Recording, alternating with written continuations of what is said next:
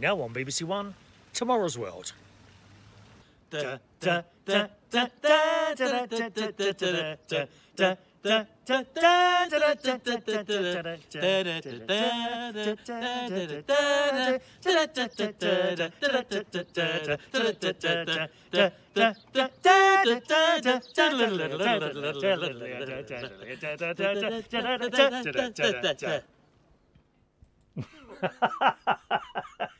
Good morning to you, boys and girls. It's Friday, the 24th of May, 2019. A warm welcome along to the Chapel Hill Marina. And this morning's United Kingdom talk coming to you from Lincolnshire. I do hope you liked that little opening there. I went out to Skegness last night with my sister and brother-in-law. And often when we're sitting there eating our chips or driving along in the car, we start singing old theme songs for whatever reason. Don't know why. We just like old theme songs from TV shows. And I can't remember why, but we started singing that one. And I suddenly said, hey, there's a good idea. Why don't we do a little video of us singing a theme song to Tomorrow's World? And so indeed we did. There you are. Hope you enjoyed that, boys and girls. Welcome along to the show today. There's an unexploded bomb in Kingston, isn't there? Oh my God, blimey. I used to go shopping there. I used to go shopping there when I was a child with my mum and dad. Every Saturday we used to go. I remember it like it was yesterday. Used to leave the house early-ish in the morning, I think around about 9 o'clock, something like that. Drive down the A3 to Kingston, and we'd park in the car park.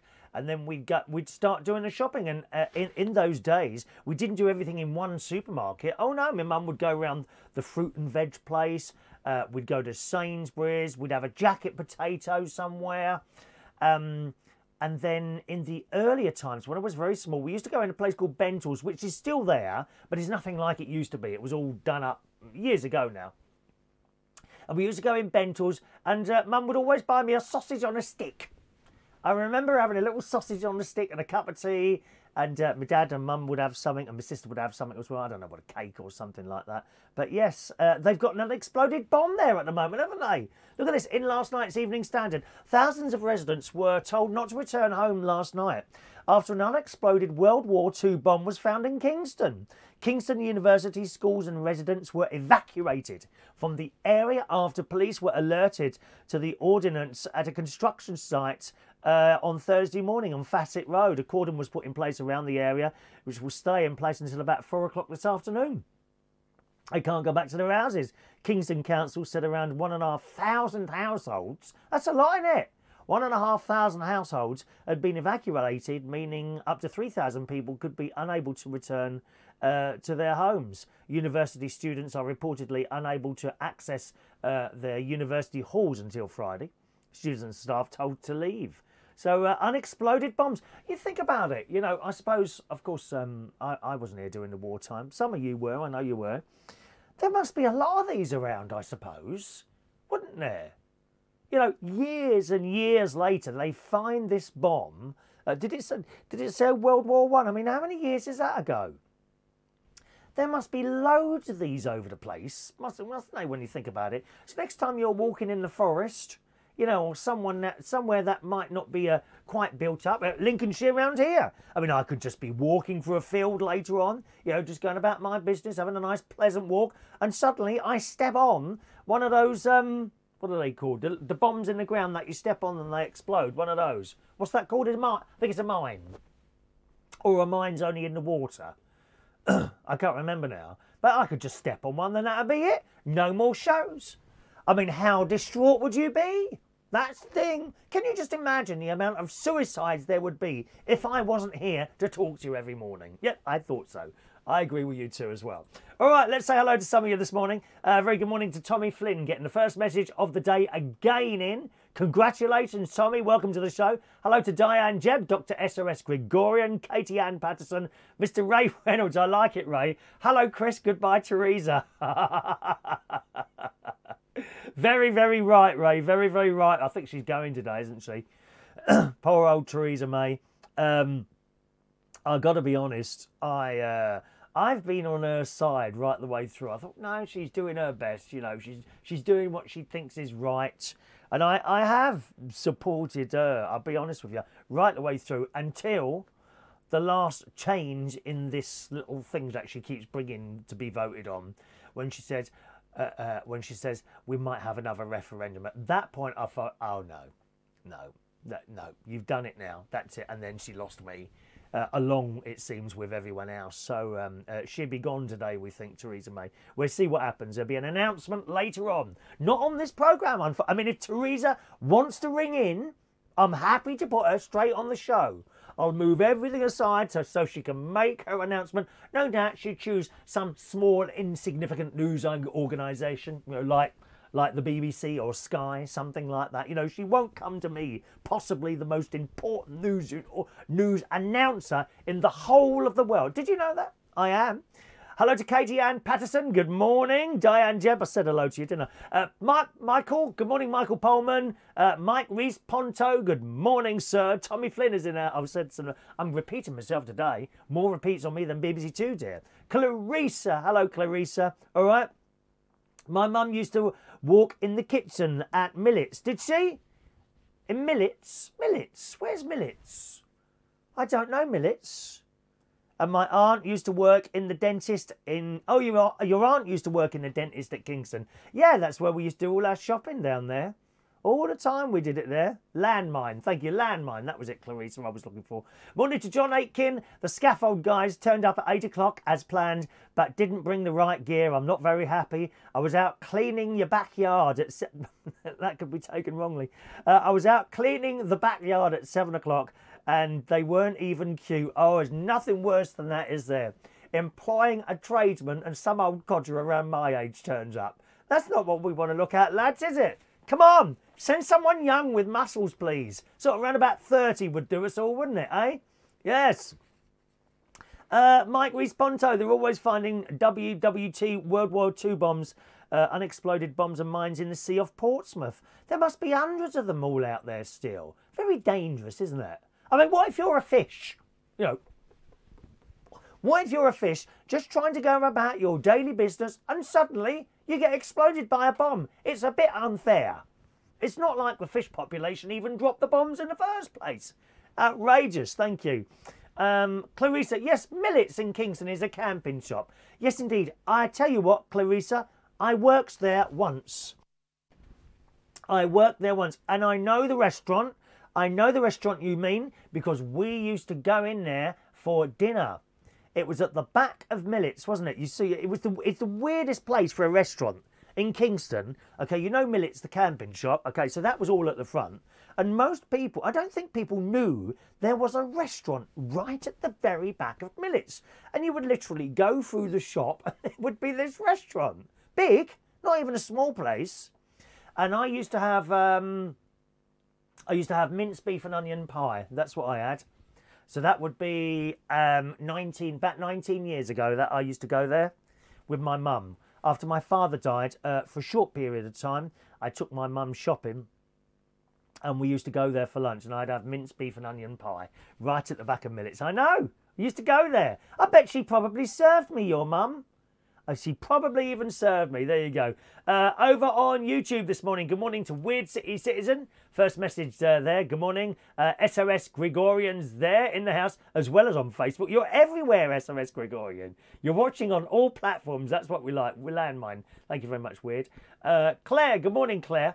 Kingston is my neck of the woods. Oh, we know that, Claire. You haven't got to tell us that you're a Kingston girl, dear. Oh, my word. You're definitely not a Peckham girl. We know that. You're not even a Bracknell girl. She is a Kingston girl. As sung by the great UB40. That one, that reggae tune. Yes, well, you're very posh, Claire. I'm surprised you even give me the time of day, to be honest, Claire. Me, what with being me, a sort of a guttery type person, aren't I? Let's be honest. I'm a bit raw. I'm a little bit raw. As the lads like to be. Morning, Chris. Kingston is my neck of the woods. It's great down by the river in all the bars and cafes. It certainly is. That's just over the road from Bentalls, isn't it? It's moved on a lot since your days there. The Bentalls Centre and whole town is great for shops. Oh, I have been back there. I have been back there. Bentalls is amazing. In the Bentalls Centre is amazing. It's not just a department store. They kind of built all these other shops around. You just kind of go into this centre, and you've got the Disney store. It was either HMV or Virgin Megastore, one of those two. All sorts of jewellery shops. It's all in there, and then you go into the main department store. It's like all one, and it's on several levels. And I think on a Saturday, the last time I went, they had a man playing the piano. Sorry, they had a man playing. I'm sorry, I'm talking in your accent now, Claire. Posh accent came on then. Did you notice that? Did you know? There was a man playing a piano sort of on the middle floor.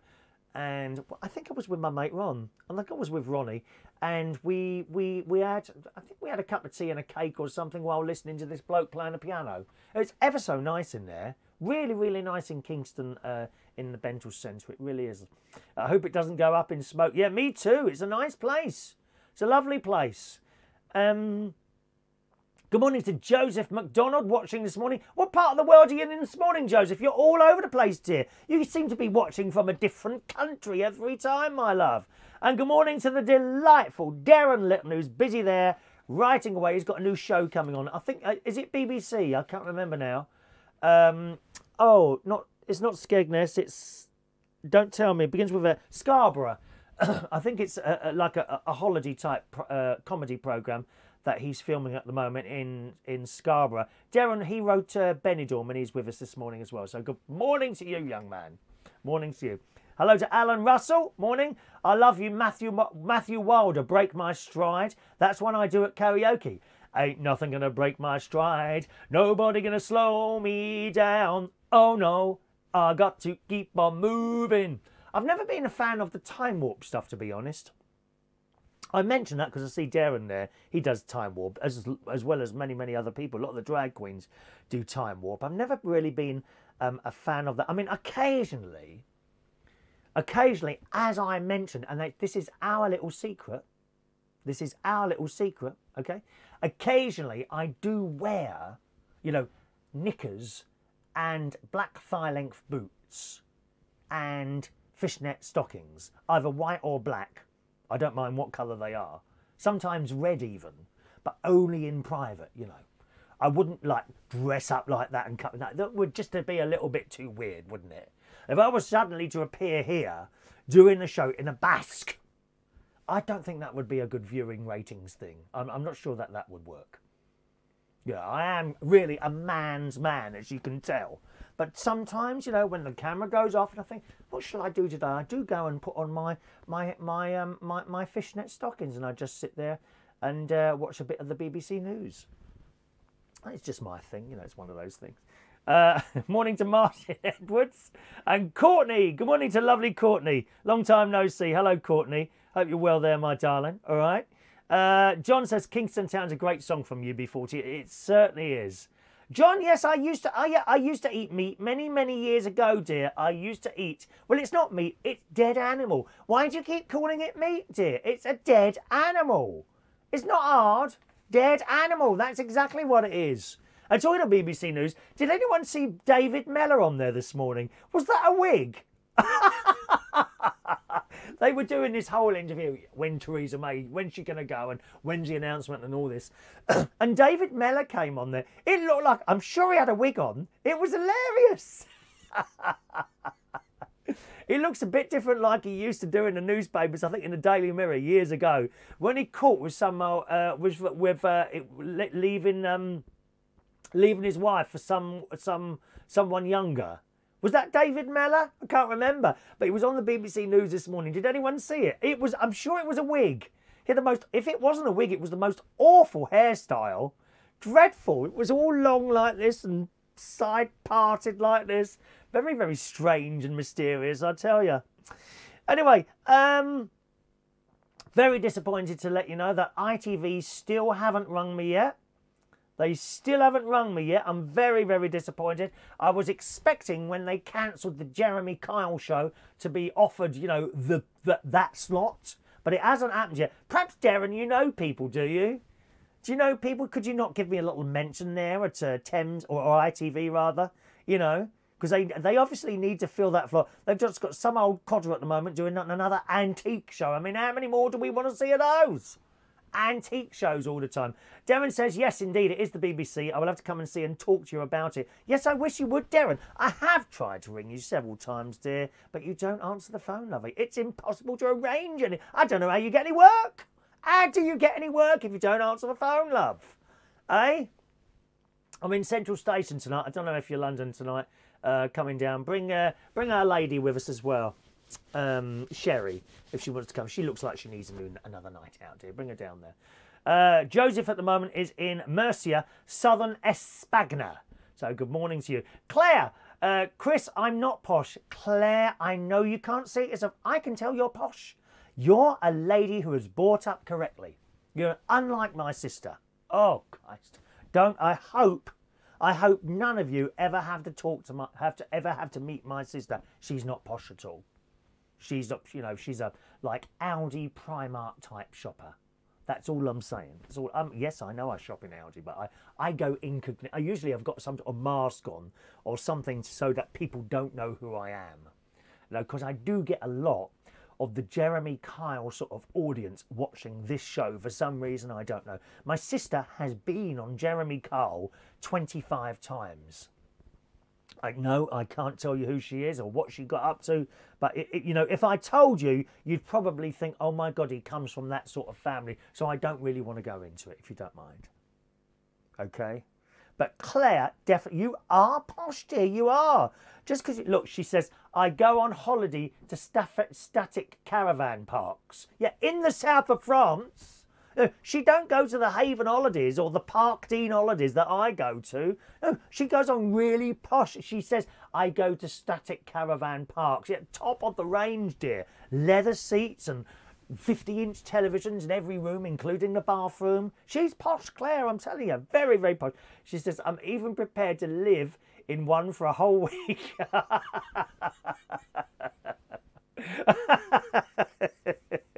love it.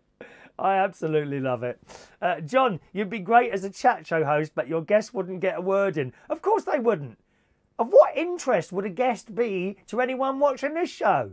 I tell you what, on the times when rarely, and I don't do it very often, as you know now, because we had some right awful calls coming through of just people who had nothing to talk about. But on the times where I've taken phone calls, I get complaints afterwards. Why did you have so-and-so on? I'm not going to mention names. No, absolutely. And don't you dare mention names on here. Don't want to upset anyone. Don't want to hurt anyone's feelings. Right? But I get emails after the show asking me not to take phone calls. I kid you not. Oh, look at this one. John's been to St. Tropez. Have you really? I bet you had to save up for years for that, didn't you, John? On your wages, my love. Eh? I always looked at you and I thought you're an Isle of Wight holiday type person, especially at your age now, John.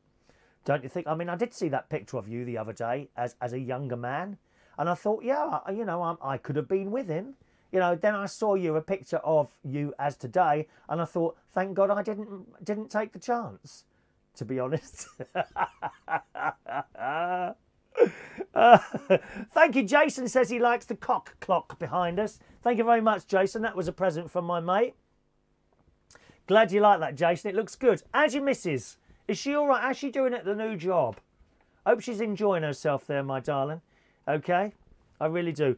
Mike, we think some old drag queen has taken over your show if you dressed in a Baskin wig. What do you mean, old drag queen? How rude. Rude. Martin, you're very late, dear. Try and get here on time, okay? Come on, we must get on with this show. John says, I have a credit card and a sugar daddy. Do you really? Yeah, that's what it's all about, isn't it now? Paying money for it. No, thank you. I'd rather spend the money on my nieces and nephews. Thank you very much. Rather than some blooming bit of rent that comes down the road. Oh, are you looking for no. Are you a sugar daddy? No, I'm not. You won't get a penny out of me, mate. Too tight. Awful. So nothing from ITV, I'm afraid. They still haven't rung yet.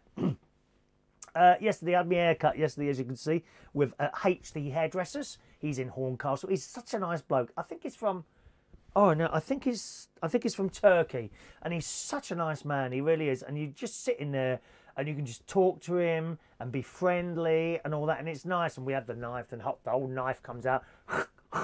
and the bzz, bzz, bzz, bzz, bzz, bzz, all done nicely. Look at that, lovely. And the shave as well. I had all that done.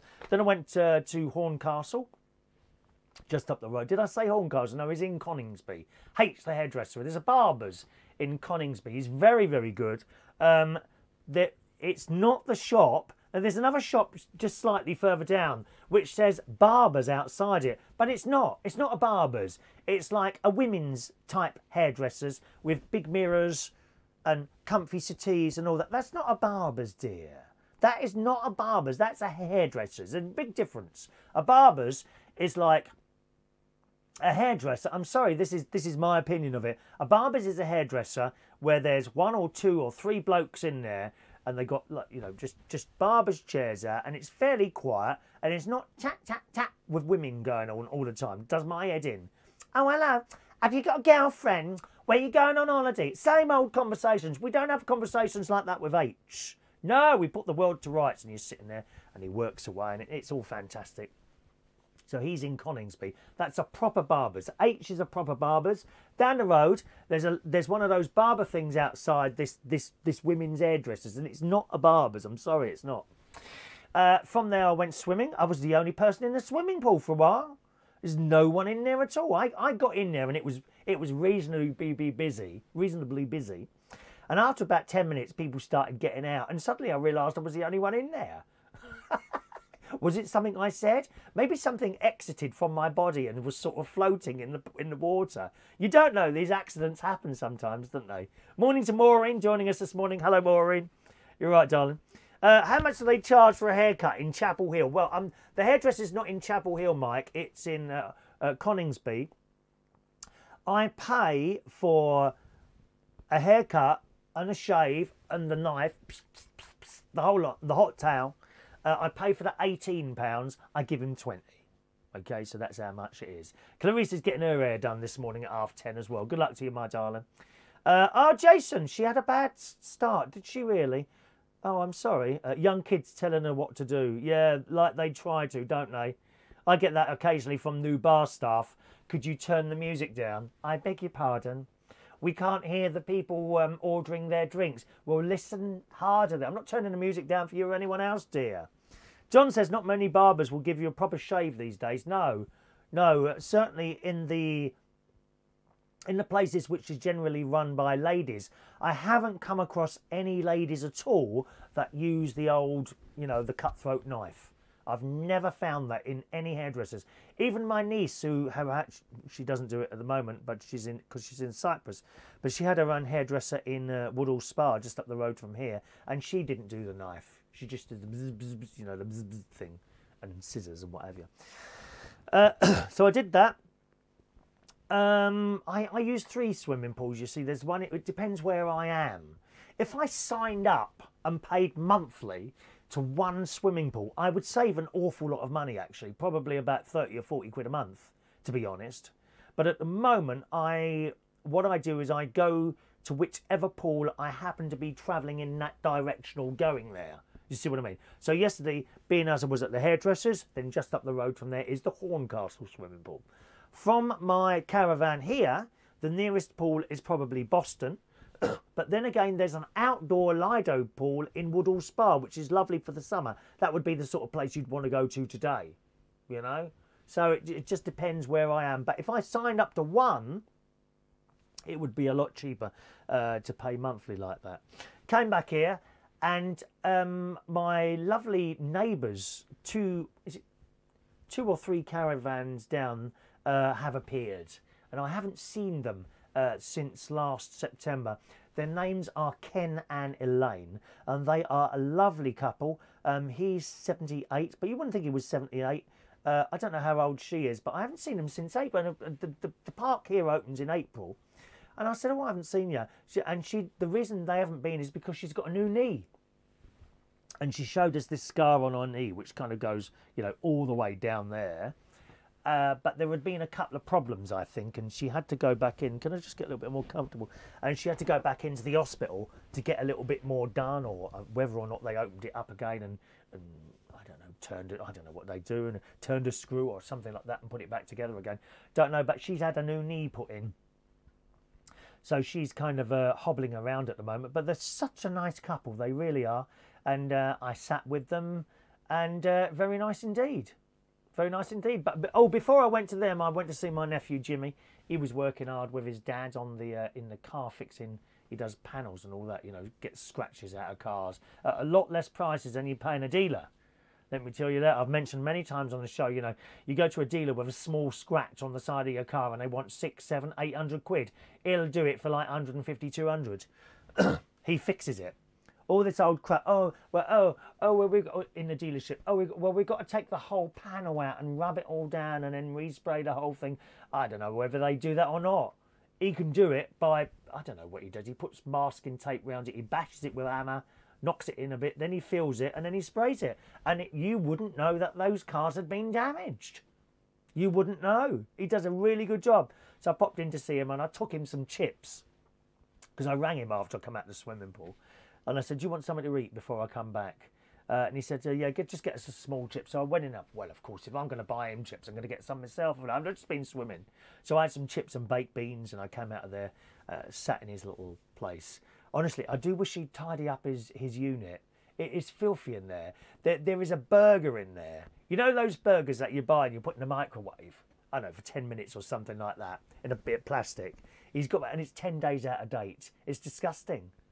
It's just sitting there next to the microwave, which incidentally my sister had to clean out because there were things growing in it. It's filthy in there. I mean, you'll get a perfectly clean car, polished to within an inch of its existence. But his kind of living spacing, well, it doesn't live in the garage, but his area of eating and all that, it is filthy in there. I bought him an apple pie in 2 days ago and it's still sitting there in the wrapper. That's waiting to grow as well, I think. Awful. And then, you know, you don't want to ask him for a cup. Oh my God, they're filthy in there. Anyway, so it was nice to see him. It's he's ever so busy. He's got a new girlfriend at the moment as well. I can't remember what her name was before. But I've asked to see a picture of her and he says he hasn't got one, so I don't know what she's like. Oh, I haven't. I said, well, what's her Facebook? Oh, she's not on Facebook. Funny that, isn't it? We'll find out. Don't you worry. I'll find out what she looks like eventually. So that was that. Then, as I say, I came back here and met up with Ken and Elaine, who have come back to the site after a long time. They've had a caravan on the site for about 13 years. They love it here. They love it here. And she said to me, I bet you missed it for the 2 months you couldn't come up. Yes, you do. I mean, this little caravan site we're on is just fantastic. It's so quiet and peaceful and lovely. Told us about her knee. And then the ice cream van came round. Oh, dear. So I had to have an ice cream. You know, small, medium or large. I just had the large, I think. And it was only £2. £2 for this ice cream. And it's like, you know, like a cone. And it's got 2 bits at the top. 2, like, bits where you do the twirly bits at the top. So got this cone out, flake in there. Was it 2 flakes or one? 1 flake in it. I can't remember now. I sat there eating this. And Ken and Elaine, they just got this thing. Oh, we've got our own. Okay, fine. So I sat down. She had a chair out the front of her house. And I'm sitting there chatting away to Ken and Elaine. And she says, oh, we're just going to get an ice cream. So I'm sitting there with this great big ice cream. She goes to her freezer and gets this thing in a little bit of plastic that she got, you know, from the supermarket. And they're eating that. And I thought, well, that's nothing like my ice cream, dear. Nothing like my ice cream. So that was lovely, really, talking to them. And come back to the caravan, had a little bit of sleep, and then we went to Skegness. Our weekly trip to Skegness, which starts off, of course, at the Trawler's Catch for chips. Yes, I had 2 lots of chips. Yes, shocking. 2 lots of chips yesterday I had. Terrible, isn't it?